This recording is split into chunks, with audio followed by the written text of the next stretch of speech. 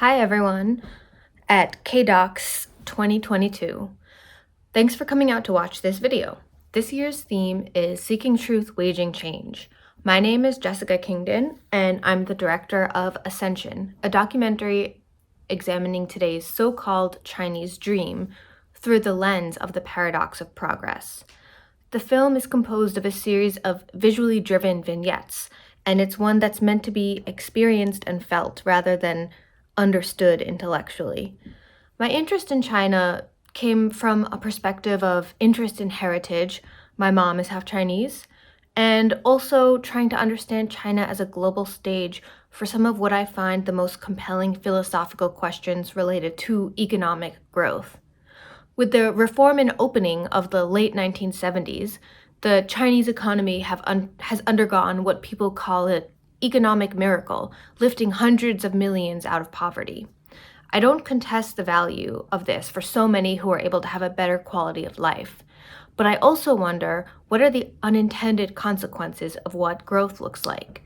It comes in many forms: social, spiritual, and environmental.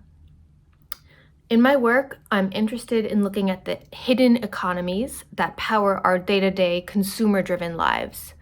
A previous short film that I made called Commodity City, which I made in 2017, takes place in Yiwu, China.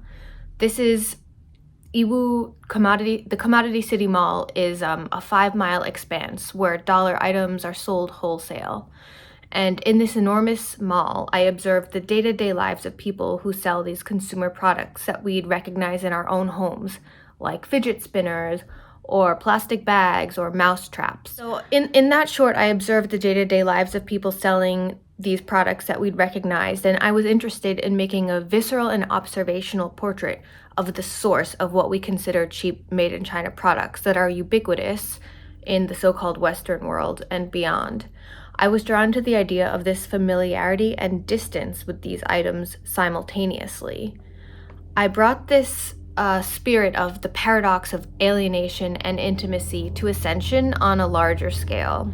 In terms of other influences, I was looking to documentaries that also used a non-narrative observational style. Some of these include films from all over the world, such as Bitter Money, The Store, Manufactured Landscapes, Working Man's Death, and Our Daily Bread. While I shoot in situations that might appear bleak or capturing brutal processes, I was eager to showcase the surprising moments of poetry and intimacy that shined through in these spaces where you might not expect it. That's what drew me to the material, and I found that the more I filmed, the more I found moments of these human moments kind of shining through. One of the things that I find enthralling is how global capitalism, this impersonal force that prioritizes efficiency and business-minded logic can affect local culture in unexpected ways. For example, we were filming in what is known as a Taobao village.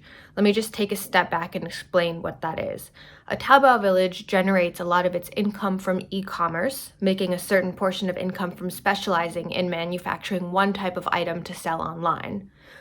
So local villagers will leave farming jobs behind for more lucrative jobs producing consumer items that are found on Taobao, and this can range from fishing gear to buttons to Halloween costumes, or in the case of where I was filming, furniture. While the furniture factory didn't make it into the film, the experience of being there really stayed with me.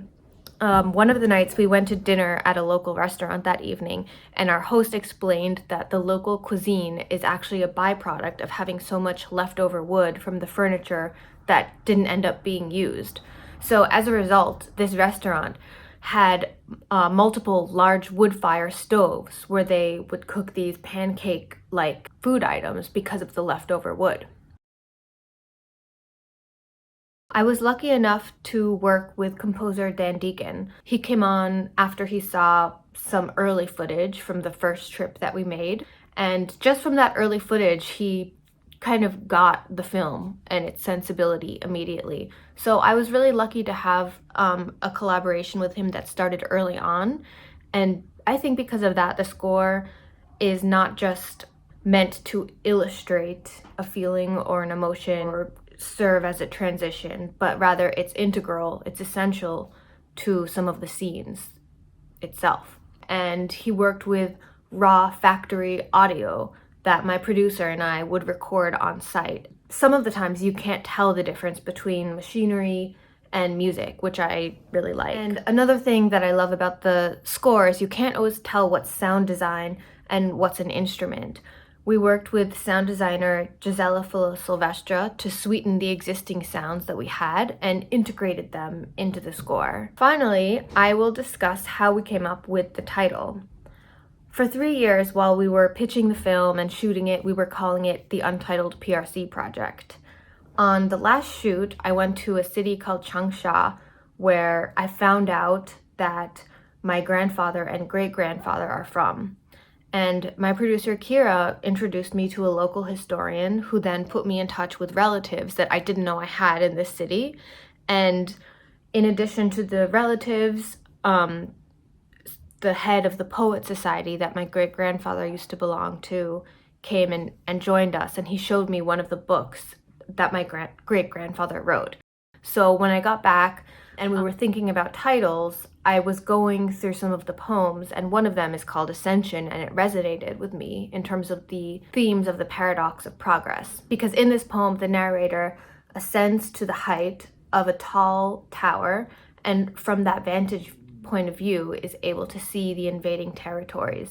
This is 1912, the fall of the Qing dynasty, which is the last empire in China. So there was a great political turmoil and uncertainty.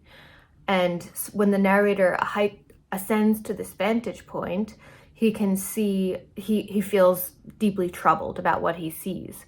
So similarly, in the film Ascension, I was thinking about the film as structured going up the economic ladder, and we hope that economic progress will alleviate our problems, but rather there are unforeseen consequences that we don't always anticipate.